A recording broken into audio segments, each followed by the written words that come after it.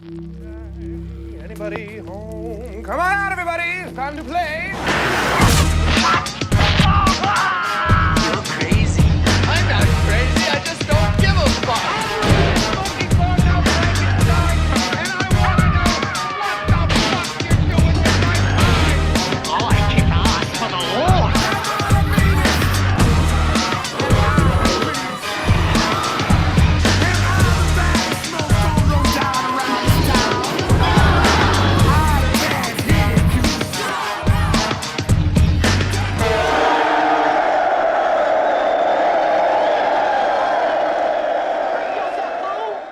What's up, movie lovers, and welcome back to the Lucid Nightmare. I'm your host, as always, Jay Schatzer, and it's time for a new kind of movie review here. A movie that just came out this Friday, and it's actually really fantastic, but it does have some ups and downs. But the movie is called Sinners by Ryan Coogler. It's a very awesome, interesting kind of period piece flick that is saturated in the era. But has a lot of modern tendencies that make it kind of a strange experience, I guess you can say. But let's get into it. Let's get into the story. It's set in 1932, and it revolves around a few different characters. One character, Sammy, who's a preacher's son. He is a musician, loves the blues, and just loves playing, but his father doesn't want him to do it. He thinks it'll lead towards sin, but he defies his father, and he joins up with his cousins who are back in town from Chicago, and they're Smoke and Stack is their names, and they're twins, played by Michael B. Jordan, and from there they are trying to pretty much I think they call it a juke hall or something like that. It's a nightclub, pretty much. They're trying to set one up in an old sawmill. And they're gathering up people that they know that could help them out. An old blues singer guy, they pick him up. Also, old flames that come and help work and work the kitchen. And a few other people. But they all descend upon this place and get ready for the big opening night. And all while this is happening, a strange man enters the two people's homes, and he's hunted by Indians. But they protect this guy, and then that guy ends up killing him. He is a demon vampire, and that's kind of how everything gets kind of started in the movie. And what brings it all together is that there's a legend of people in the world that have such a powerful music that they kind of bring the ancestors to life, and that's what kind of attracts evil to them. So that's kind of the setup of the film, and it's all set in one day, and just over the course of all that happens throughout the night. But that's the kind of spoiler-free, just kind of setup of the film, but it really is really strongly set in its era. There is a little bit of dialogue that kind of seems more modern, but it's not so off-putting that it kind of sets you out of things. But that's one of the best things I can say about the film, is that the visuals, the color palette, cinematography, everything like that, very, very, just amazing, masterfully done. Really sets you in that time period, and you're stuck in that time period pretty much throughout the entire runtime, aside from a few hiccups that I will mention. I have a few nitpicks, but overall, I generally really enjoyed the movie. It's a movie I think I want to watch a few more times, but it will be probably a movie that I hold in very high regard, and one that I'll pick up when it does come out and put it in the collection. But let's move it on to, I guess let's go into spoiler territory with different things that I like and things like that. The special effects for the vampires, because they are said to be vampires eventually. They do. One of the characters says, I think, we're dealing with vampires. And to me, that was kind of jarring when it just came out, because I kind of would have liked them to be more demonic in nature, because the character that does bring that about is more, her character is more rooted in voodoo, and I don't know how much, they don't really give us too much information about why she would assume right off the bat that they're dealing with vampires. You you were never told before that she was familiar with vampire lore. So I would have kind of liked it if they kind of named it their own kind of thing, and then they could have made probably a better connection of why these vampires are attracted to kind of the music of the main character Sammy. But that aside, the effects of the vampires are really awesome. They have these glowing eyes. The main vampire, something O'Connell's the guy who plays it. He does an amazing job. Very, very strange but charismatic, and just he plays the guy very, very mysterious. But he's the one who mostly has the red eyes. Everyone else has a reddish tint, but it's all different kind of weird colors.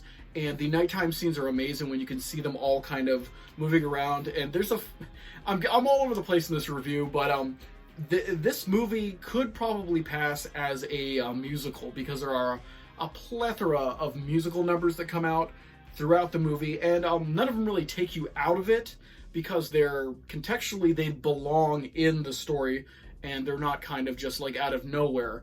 But yeah, because the main character Sammy is a musician, so he has a number or two that he performs, and then some of the other characters have singing background, so they perform. Then the vampires, they have a lot of folk songs that they're singing, and when all the vampire, like, because the main vampire pretty much, when he bites somebody and turns them, they pretty much share the same conscious or whatever, because they have the same memories and all that stuff, but they know what's going on. So it's almost like a musical number breaks out and they all start singing and know the moves, and it feels like a musical at times, which is very unusual. I did not expect that at all, but it did not put me off of the film. But the special effects for the vampires, the gore, the practical effects that were involved, very, very well done. Nothing was out of place or took you out of the film, which happens a lot in modern films. Not this one, though, so thankfully they kept kind of that under control. But also the what was I going to say? With the musical things, but then there's this one scene that really took me completely out of the movie. I wouldn't say it ruined it for me, but I didn't understand why they chose to go down this path. So the apex of the nightclub kind of thing that's going on, where they're performing and stuff like that, Sammy character finally gets a chance to show his stuff. He sings, and they make a montage thing or dream sequence, kind of displaying how the music is so powerful that it wakes the ancestors up from the past that have all been kind of these legendary musicians and things like that. So you have like old Zulu like music and stuff like that, and then you have the blues. But then they say in this voiceover that it's the past, people from the past and people from the future. And that's where I said, what? People from the future are able to hear this music? And then they go and they show a Jimi Hendrix style guy starts playing. So while he's performing, all of these people from the past are showing up, and then it starts showing people from the future. And this guy with, an electric guitar performing in the middle of this party. And then it goes to ludicrous proportions, and there's a guy with a turntable scratching records and doing his thing up there. And I looked over at my friend and I said, is this happening? Is this actually, I feel like I'm losing my mind. I don't know why they decided to do future stuff, and that's what took me out of the movie. The past, I think that's really great, because that's a hierarchy to now where we're at in 1932. And that's what would pertain to it. I don't know how music transcends the future. And it just took me out of the movie, because I was loving the 30s aspect to the film and aesthetics. And then when you bring in modern stuff, even like something from the 70s, it seems very strange and unusual, and it cheapened it. And then when you brought in 90s hip-hop and stuff like that, really, really cheapened it. I love 90s. I grew up on 90s hip-hop. Wu-Tang Clan is my shit. But I don't want to see it in a 1930s film, because it makes me just remember modern times, and I was so enthralled with the timepiece that we were in right there. But yeah, that was totally insane.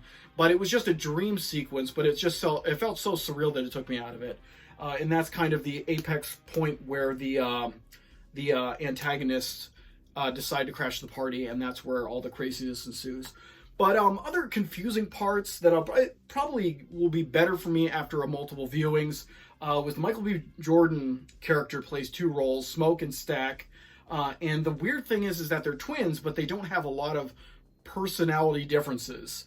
They have slight personality differences that they do show, but they're not consistent. I guess that's the main problem. I mean, both are hard asses when it comes to be hard asses. They're both ex-soldiers, but they don't have any real distinguishing differences other than like the color of their outfits. Both are in love with women that they had falling out with. And that was the only way you could distinguish them. But then when people start getting knocked off and out of the picture, it's a hard time trying to differentiate them and who they're connected to. Like Sammy was connected to one of them more than the other, but then I was trying to juggle of who the heck was who. Michael B, he's an awesome actor, but he didn't have a big enough range to separate the two characters.